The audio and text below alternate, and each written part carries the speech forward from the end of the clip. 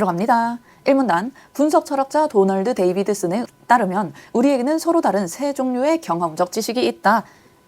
우리가 지금부터 읽을 내용은 분석 철학자인 도널드 데이비드슨이라는 사람이 제시한 세 가지 종류의 경험적 지식이 되는 거예요. 그 중에 첫 번째, 자기가 무엇을 생각하며 무엇을 의도하는지, 그리고 자기의 감각이 어떠한지를 안다. 둘째, 자기 주위의 세계들, 즉 그 세계 속의 대상이나 사건의 위치와 크기, 그리고 그 인과적 속성에 관한 것을 안다. 셋째, 타인의 마음 안에서 무엇이 벌어지는지를 안다. 이렇게 세 가지 종류가 제시되었고요. 읽으시면서 세 가지 종류가 어떻게 다른지 파악하면서 읽으셨어야 했으니까. 첫째로 다시 돌아가시면, 첫째는 자기가 무엇을 생각하고 의도하는지, 그리고 자기가 어떤 것을 감각하는지를 안다라는 거니까요. 기본적으로 포인트 자체가 자기 자신의 초점이 맞춰져 있다 하는 거 이해하실 수 있을 거예요. 그래서 세 가지 종류의 경험적 지식 중에 첫 번째는 자기 자신을 대상으로 하는 거구나, 이렇게 정리해 주시면 되고요. 그에 비해 둘째는 자기 주위의 세계들이라고 적혀 있는데, 이때 자기 주위의 세계라는 것이 즉 그 세계 속에 있는 대상이나 사건과 관련해서 어떠한 것들을 판단하는 거니까요. 두 번째 경험적 지식은 나 자신이 아니라 자기 주변에 있는 세계에 속한 대상들에 대해서 파악하는 게 되겠죠. 셋째는 타인의 마음 안에서 무엇이 벌어지는지를 안다라고 적혀 있으니까 두 번째에 있었던 자기 주위의 외부 세계들 중에서요, 타인의 마음은 해당되지 않는 거예요. 타인에 대한 내용은 세 번째 지식의 종류로 따로 구분이 되어 있더라. 자기 자신을 대상으로 하는지, 자기 주변의 외부 세계를 대상으로 하는지, 자기 이외의 다른 사람을 대상으로 하는지, 이 대상에 따라서 세 가지 종류의 지식이 있구나, 이렇게 정리해 주시고요. 이 세 가지 경험적 지식은 각각 독특한 특징을 지니는데, 우선 자기 마음에 관한 지식, 첫 번째 지식이죠. 첫 번째 지식은 일반적으로 증거나 관찰에 호소하지 않고서도 알게 되는 것이다. 가볍게 체크하시면서 이해해 주세요. 첫 번째 지식은 자기 자신에 대한 지식이니까 특별히 어떠한 증거나 관찰에 호소하지 않고서도 당연히 알게 된다. 왜냐하면 자기 마음이 어떤 건지는 그냥 내 마음이니까 알게 된다라는 맥락인 거죠. 반면에 외부 세계에 관한 지식은 자기의 감각기관에 의존하는데, 이러한 의존 때문에 외부 세계에 관한 지식은 자기 마음에 관한 지식에서는 거의 발생하지 않는 불확실성에 열려있게 된다. 두 번째 지식이 가지고 있는 특성, 감각기관에 의존해야 된다. 다른 말로 얘기하면 어떠한 증거나 관찰을 우리가 시각적 같은 감각기관으로 인지를 해야 된다는 거죠. 그렇기 때문에 오히려 불확실성에 열려있게 된다. 그리고 이어지는 설명, 외부 세계에 관한 지식은 다른 추가적인 증거에는 의존하지 않는데, 그 이유는 이러한 지식이 대상이나 사건들에서 직접적으로 기인한 것이기 때문이다. 정리, 외부 세계에 대한 지식은요, 자기가 감각하는 것에 따라서 쌓이는 지식이 되는 거예요. 그렇기 때문에 불확실성을 가지고 있긴 하지만 자신의 감각 이외에 다른 추가적인 증거는 필요하지 않다. 왜냐하면 그 감각이란 것 자체가 대상이나 사건들에서 직접적으로 기인하는 게 우리의 감각기관에 의존해서 만들어지는 두 번째 경험적 지식이 되는 거니까요. 이와 달리 세 번째 지식, 타인의 마음에 관한 지식은 전혀 직접적이지 않다. 읽으시면서 세 가지 지식이 가지고 있는 특징들 계속해서 구별해 주셔야 되겠죠. 니은에 적혀 있었던 내용에 의하면 니은에 따른 지식은 불확실성에 열려 있지만 직접적으로 기인하기 때문에 다른 추가적인 증거에는 의존하지 않는다라고 얘기했죠. 그래서 니은 지식은 직접성도 있고 불확실성도 가지고 있는 지식이 되는 거고요. 근데 니은에 적혀 있기를 자기 마음에 관한 지식에서는 거의 발생하지 않는 불확실성이다 라고 적혀 있었으니까 기억 지식에서는 불확실성이 거의 발생하지 않는 거예요. 그리고 이어지는 내용, 디귿, 마지막 타인의 마음에 관한 지식에서요, 전혀 직접적이지 않다라는 성질이 언급되었으니까 디귿은 직접적인 성격이 없구나, 이렇게 구별해 주셔야 되고요. 마저 지문 읽으면, 만약 타인의 행동에 주목하지 않는다면 그가 무엇을 생각하고 무엇에 가치를 두는지, 즉 그의 마음이 어떠한지 전혀 알 수 없기 때문이다. 이때 직접적이지 않다라고 얘기하는 이유가 결국 타인의 행동에 주목해야만 타인의 마음에 관한 지식을 확실히 알 수 있기 때문이 되는 거네요. 그리고 어떤 사람의 행동이 곧 그의 마음과 일치하는 것은 아니므로 행동에 우리가 주목하기는 하지만 그렇다고 해서 행동하는 게 그의 마음과 완전히 일치하는 것은 아니므로 이 지식 역시 불확실성을 지니게 된다. 디귿 지식에 불확실성이 있다라고 적혀 있는 말이 되네요. 그러면 나머지 내용 우리가 적혀 있는 거 그대로 정리를 다 했고요. 없었던 내용, 기억 지식이 과연 직접적인 성격을 가지고 있을까를 지금부터 추측해 보시면 이러한 지식이 대상이나 사건들에서 직접적으로 기인하게 되면 그게 직접성이라는 거였던 건데요. 근데 아까 기억에서 얘기하기를 일반적으로 증거나 관찰에 호소하지 않고서도 그냥 알게 된다. 그래서 내가 이걸 설명할 때 당연하겠죠? 왜냐하면 이건 자기 마음에 대한 생각이니까 어떠한 것을 관찰하지 않아도 자기 마음은 그냥 알게 된다라고 얘기를 했고요. 이런저런 걸 감안했을 때 자기 자신에게서 그러한 지식이 직접적으로 기인하는 것은 맞을 것이다 라고 우리가 추측을 할 수도 있겠죠. 그대로 이 문단 내려가시면 이 문단의 첫 부분, 이 세 종류의 경험적 지식에 대해 어떤 학자들은 자기 마음에 관한 지식을 우선시하여 그 관계를 설명해왔다. 이는 자기 마음에 관한 지식의 직접성 그리고 상대적인 확실성 때문이다 라고 적혀 있는 거, 역시 자기 마음에 관한 지식은 직접적인 성격을 가지고 있구나 하는 거 이 문단 앞부분을 통해서도 확인하실 수 있고요. 이 문단 다시, 이 세 종류의 경험적 지식에 대해 어떤 학자들은 자기 마음에 관한 지식을 우선시하여 그 관계를 설명해왔다. 세 가지 지식 중에 첫 번째 나왔던 자기 마음에 관한 지식을 가장 우선시하는 게 동그라미 A에 있는 학자들이 되는 거예요. 이는 자기 마음에 관한 지식의 직접성 그리고 상대적인 확실성 때문이다. 그러고 나서 그것으로부터 외부 세계에 관한 지식을 도출하고 마지막으로 타인의 마음에 관한 지식을 그의 행동에 대한 관찰에 기초하여 도출하였다. 동그라미 A에 있는 학자들이 기억 지식을 가장 우선시한 이유가 결국 얘네가 가지고 있는 이런 성질로부터 그 이후에 니은 지식을 도출하는 거고, 그거로부터 그 다음에 디귿 지식이 도출되니까 기억이 있어야 니은이 도출되고 그 이후에 디귿이 도출된다라는 맥락으로 이해해 주시면 되죠. 그렇기 때문에 기억 지식이 가장 중요하다. 물론 세 종류의 경험적 지식에 대한 이러한 접근이 유일한 것은 아니다. 다른 입장 나오겠죠? 또 다른 이들은 외부 세계에 관한 지식을 기초적인 것으로 간주하고 나머지 종류의 지식을 그것과 관련짓거나 혹은 그것으로 환원하고자 하였다. 동그라미 B에 있는 다른 사람들은요, 니은 지식을 가장 중시한 사람들이고요. 다른 지식이 이것과 관련이 있거나 최종적으로는 이것으로 환원된다, 이런 식으로 표시할게요. 결국 니은으로 환원된다는 건 모든 지식은 니은 지식으로 돌아온다는 얘기가 돼요. 그렇기 때문에 니은, 외부에 대한 지식을 가장 중시한 게 동그라미 B에 있는 사람인 거예요. 기억을 가장 중시하는 A, 니은을 가장 중시하는 B 있었고요. 데이비드스는 우리의 본격적인 화제로 되돌아왔네요. 데이비드스는 데카르트에서 현재에 이르는 철학의 역사 속에서 이러한 접근들이 성공적이지 못했다고 보고 비판적인 입장이네. 삼각측량 논증을 통해 이 세 종류의 경험적 지식이 어떻게 관계하는지 설명하였다. 기억이 우월한 것도 아니고 니은이 우월한 것도 아니야. 지금부터 데이비드슨이 주장할 건 삼각측량 논증이라고 해서 세 가지 지식의 관계를 새롭게 정의 내려줄 거예요. 3문단, 삼각측량 논증의 기본적인 전제는 자기와 타인이 상호작용하는 동시에 공유하고 있는 외부 세계 속의 대상이나 사건과 삼중으로 상호작용하고 있다는 것이다. 그래서 삼각측량론증이라는 표현이 붙었나 봐요. 자기와 타인이 상호작용을 한다라는 표현을 보시면서 기억과 디귿 지식이 떠올라 주셔야 되고요. 그리고 공유하고 있는 외부 세계 속에 어쩌고저쩌고를 보면서 니은 지식이 떠올라 주셔야 되죠. 그러면 삼각측량론증의 기본 전제는 기억, 디귿, 니은이 전부 다 삼중으로 상호작용하고 있다는 거예요. 데이비드슨은 대상이나 사건에 대한 자기의 반응과 타인의 반응을 이은 두 선의 교차점에서 그 반응의 원인이 되는 대상이나 사건이 고정되는 것으로 보고, 그렇게 고정된 대상이나 사건을 자기와 타인의 마음의 공통 원인이라고 보았다.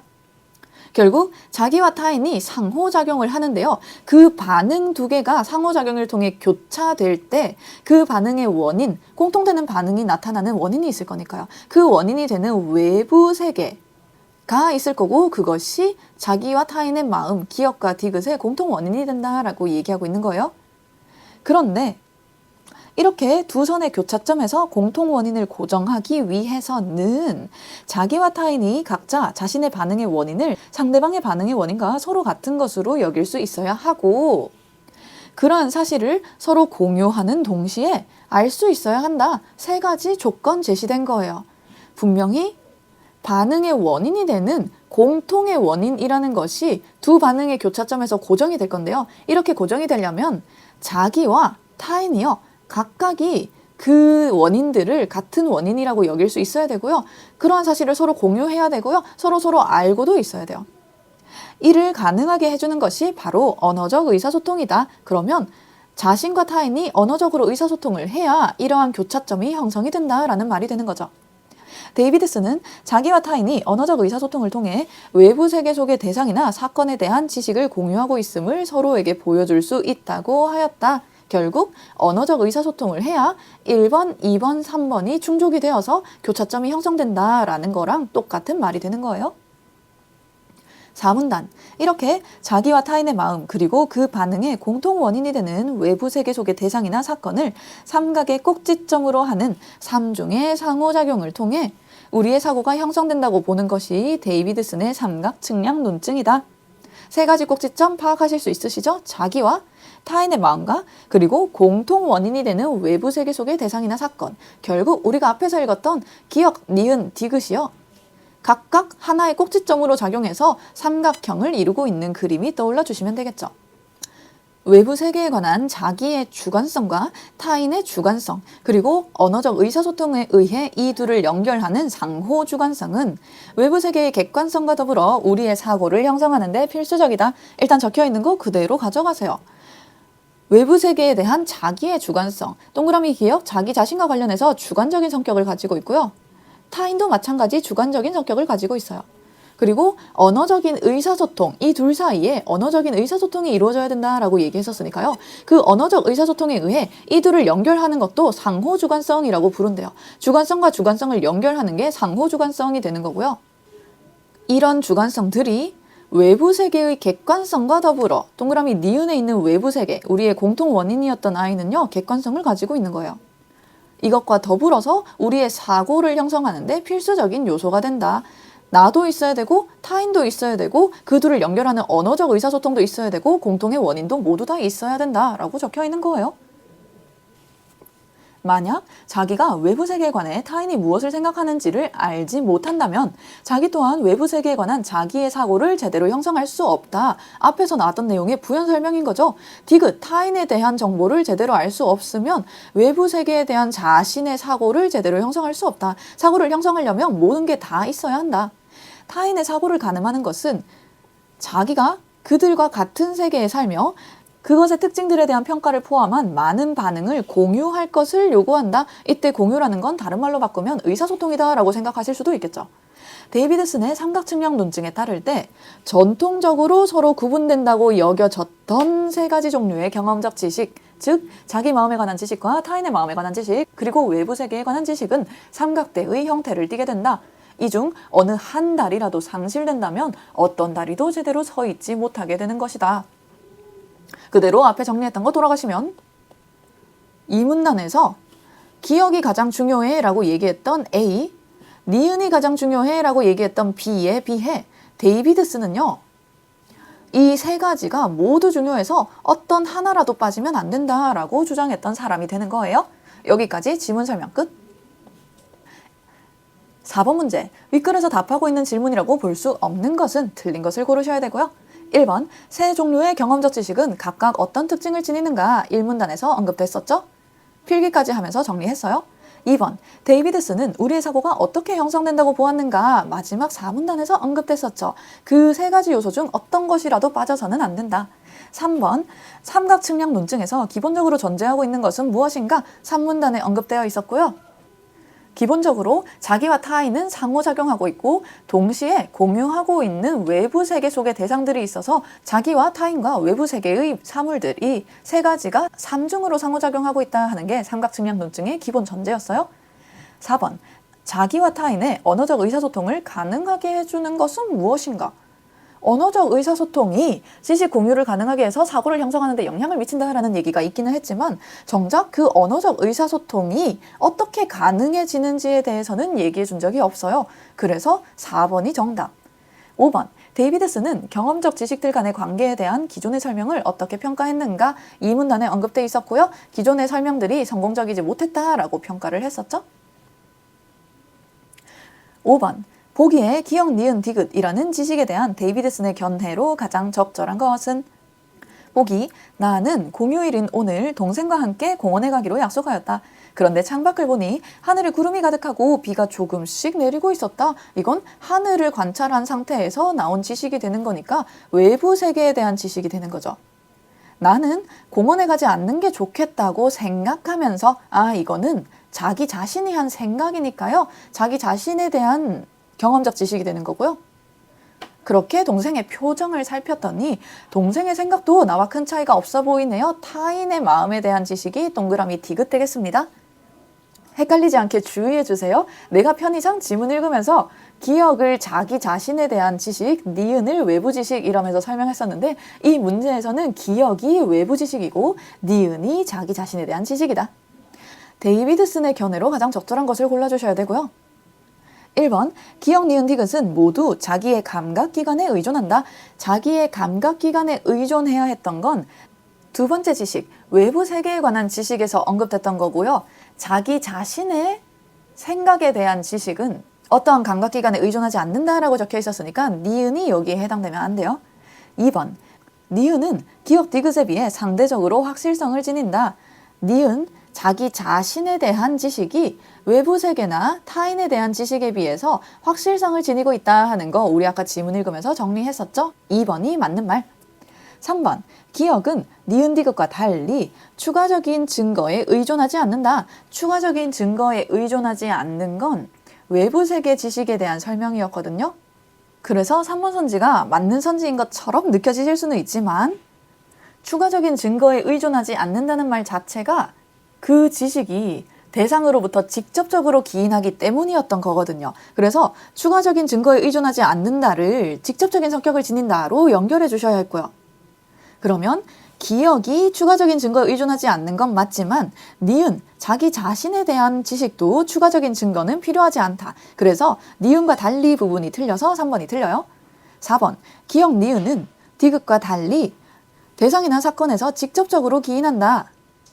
마찬가지 주의하실 포인트 있죠? 자기 자신에 대한 지식과 외부 지식이 직접적인 성격을 가지니까 맞는 선지다 이렇게만 파악하시면 안 되고요. 꼭 중간에 있는 거 대상이나 사건에서 직접적으로 기인하는지까지 체크를 해주셔야 돼요. 이때 대상이나 사건이란 건 외부 세계에 있는 대상과 사건을 가리키는 말이었으니까요. 기억, 외부 세계에 관한 지식은 대상이나 사건에서 직접적으로 기인한 게 맞았지만 니은, 자기 자신에 대한 지식은 대상이나 사건에서 직접적으로 기인하는 건 아니었죠. 그래서 4번도 틀린 말. 5번, 니은 디귿은 기억과 달리 관찰에 호소하지 않고 알게 되는 것이다. 관찰에 호소하지 않고서도 알게 되는 건 자기 자신에 대한 지식이었으니까요. 니은은 맞지만 디귿이 틀려서 5번도 틀린 말. 6번 문제. A, B, C와 관련된 설명으로 가장 적절한 것은 맞는 것을 고르셔야 되고요. 1번, A와 B는 다른 지식을 자기 마음에 관한 지식으로 환원하려 하였다. A는 자기 마음에 관한 지식을 강조하기는 했지만 모든 지식을 그 지식으로 되돌리려고 한 건 아니었고요. 그리고 B는 외부 세계에 대한 지식으로 다른 지식을 환원하려고 했던 사람들이니까 A도 B도 둘 다 틀렸다 하는 거 이해하실 수 있으시겠죠?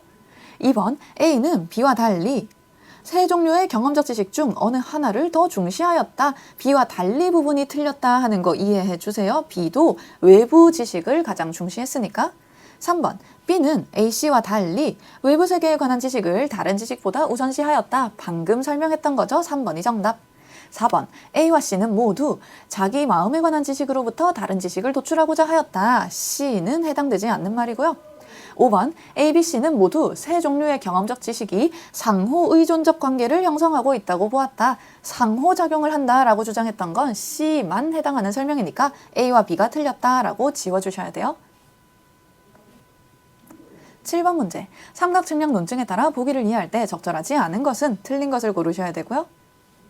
보기.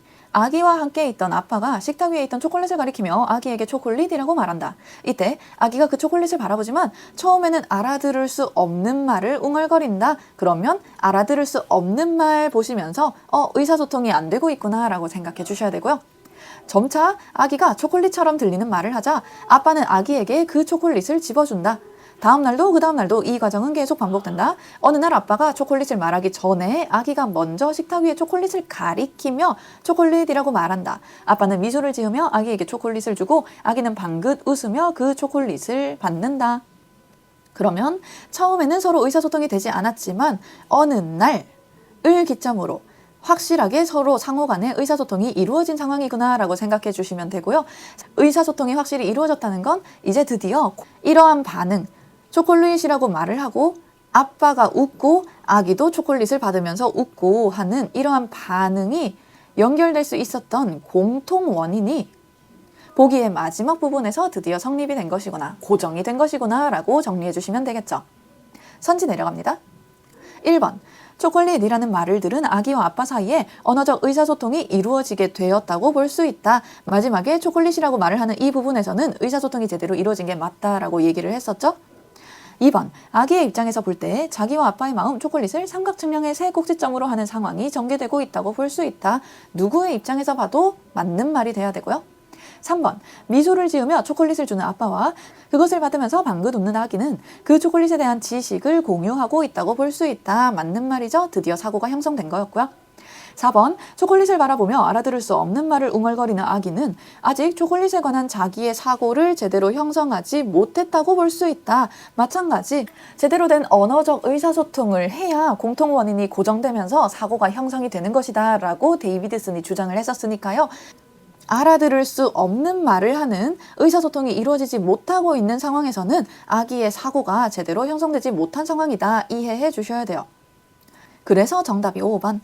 아빠가 초콜릿을 가리키며 아기에게 처음으로 초콜릿이라고 말한 순간 그 초콜릿은 둘 사이의 공통 원인으로 고정되었다고 볼 수 있다.